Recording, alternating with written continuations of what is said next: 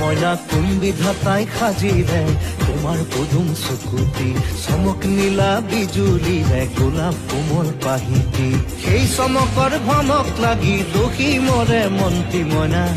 মইনা মইনা